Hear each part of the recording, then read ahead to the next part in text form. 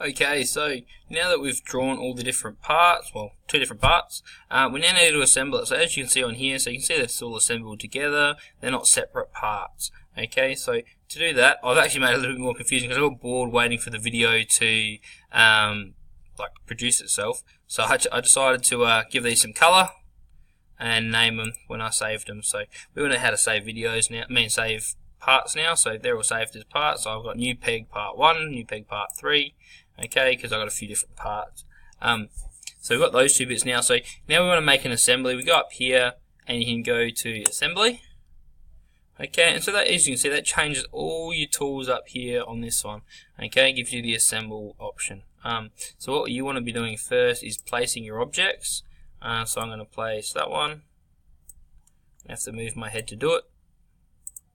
Open. And as we know, if I place one, I need to place another one as well. Okay, because top and bottom. And then right click and go OK. Then we also need to place the other part here. Open. And we know we only need one of those. So you can see I'm kind of placing where they need to be. I'm not bothering with rotating them or anything as of yet. They're just getting placed where they need to go. So I'll move myself back down here. Zoom out a little bit. So what you can do with this top one as well to make things a little bit easier, you can right click on it and you can go down to free rotate.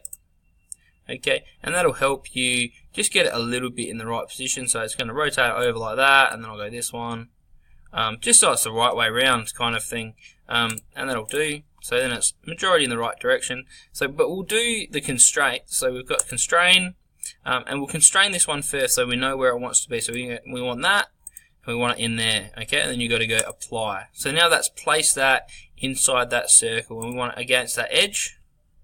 And apply again. So that's all constrained in there. Those with two constraints, you said that the outside edge needs to be with that outside edge, and we need that edge has to be on with this edge here. Okay, so with those two constraints, it's getting held in position there perfectly fine. So now what the next thing we can do is we can constrain that to that one, apply, and we can constrain that one to that one, and apply.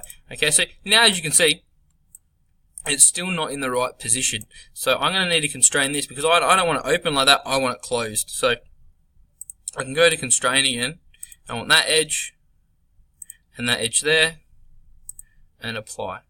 Okay, so that's pretty cool. It's all together. It's getting held there by multiple different points, so we know that it's not going to move when I move it around. Okay, so that you know that it's fully constrained if you can grab a piece of it and the whole object moves with it. That makes sense.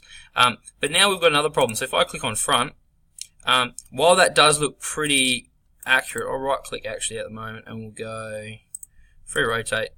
Whoa.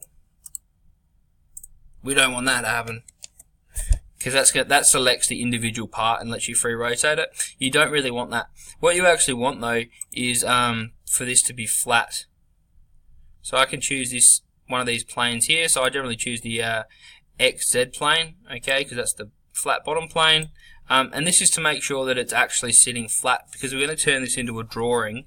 It's important to do that. So if I go constrain, it's already actually selected that XZ plane for me, but I always like to double check by just clicking on it, and then I'll click on the bottom here and apply.